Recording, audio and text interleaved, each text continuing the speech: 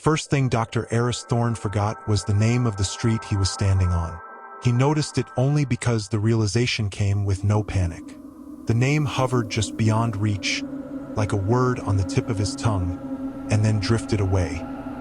He frowned slightly, disturbed not by the loss itself, but by how natural it felt. The town sign behind him read Oakhaven, its paint cracked and fading. Below it, in smaller letters, a slogan had been scratched out so many times it was impossible to read. Eris lowered his notebook and looked around. The town was quiet, too quiet for mid-morning.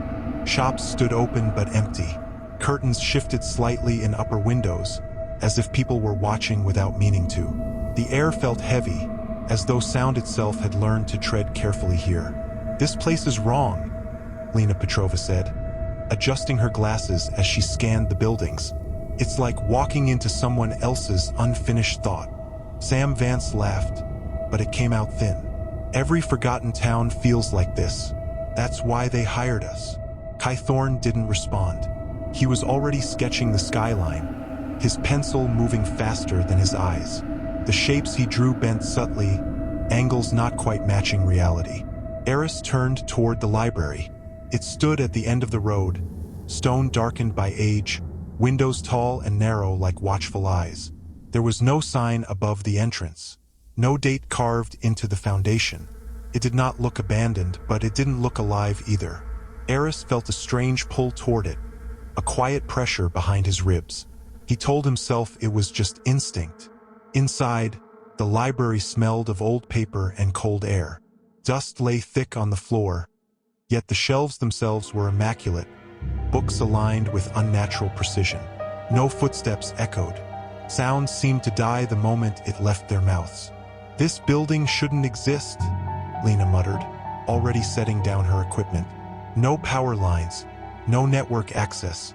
And yet, she stopped, staring at a single flickering bulb overhead. "It has electricity." Sam's grin returned, brighter now. "See? Mystery."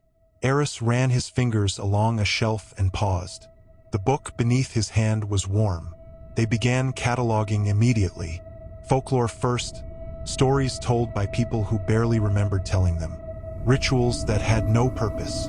Names repeated across centuries with no explanation. Each account ended abruptly, mid-thought, mid-sentence, as though the speaker had suddenly forgotten why they were talking. Kai copied symbols from the margins. The shapes made his head ache, but he couldn't stop drawing them. Every time he looked away, he felt like he was abandoning something that wanted to be remembered. Hours passed unnoticed. It was Sam who found the door. Hidden behind a fallen shelf at the library's foundation was a slab of metal sealed with dark wax symbols that seemed to resist focus. The air around it was colder than anywhere else in the building. Eris felt a sudden, sharp grief press against his chest. "This wasn't meant to be found," he whispered. "That's what makes it important," Sam said, already reaching for the seal. The wax cracked like old bone. The archive beyond defied logic. The room was larger than the building itself. Shelves stretched too far, angles bending slightly inward. The air was perfectly still, as though time itself had paused here. The books were hand-bound in materials that didn't resemble leather or paper, their covers etched with symbols that seemed to shift when viewed directly. Kai felt dizzy. "These aren't stories," he said softly. "They're memories." Lena frowned. "They're records." Eris shook his head slowly. "No, they're containment." Sam laughed, but the sound echoed wrong. They began digitizing the archive that night. The scanners hummed, lights blinking rhythmically. First, everything worked until it didn't. Files corrupted themselves after saving. Entire folders vanished. Lena's software flagged patterns she couldn't explain. Data behaving less like information and more like instinct. Kai's drawings changed. He finished one illustration and leaned back, rubbing his eyes. When he looked again, the symbol had grown. New lines crawled outward like veins. "I didn't draw that," he whispered. Sam forgot where he left his recorder. Then he forgot why he was recording. They laughed it off. Stress, fatigue, the cold. But the whispers began anyway. Not sounds, sensations. forgotten birthdays brushing against their thoughts, faces without names, feelings without origins. The books moved when no one touched them. Pages turned slowly on their own.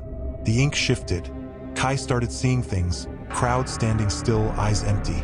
A massive shape looming above them, faceless and vast, feeding on the silence left behind. The library changed.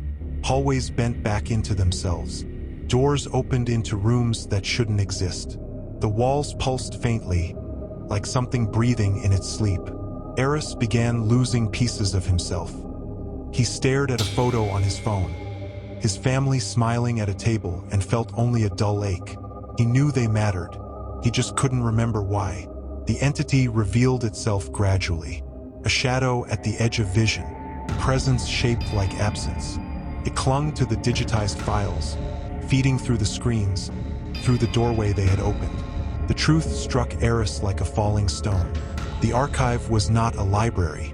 It was a prison. The town had erased itself to keep the devourer contained, sacrificing memory to survive.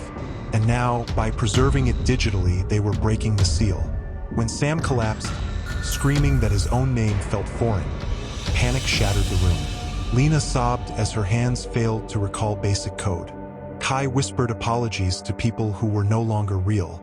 Eris found the counterinvocation buried in an untouched book, its pages stiff and cold. The cost was clear: a memory anchor, a willing void. Eris stepped forward without hesitation. He chose the last night with his family. Their voices, their laughter, the way his child's hand fit perfectly into his own. He let it go. The pain was unbearable, and then it was gone. The entity screamed. Books tore themselves apart. Screens shattered. The shadow twisted, unraveling as its food source collapsed inward. With a final psychic shriek, it was dragged back into nothing. Silence followed. Morning light filled the ruins of the library. They burned the archive. They sealed the vault. They left Oakhaven. Eris lived. But when he looked at photographs, he smiled politely at strangers he once loved. The others escaped with pieces missing, and the memory devourer, starved and broken, never followed. The town faded quietly into history, and the world went on remembering.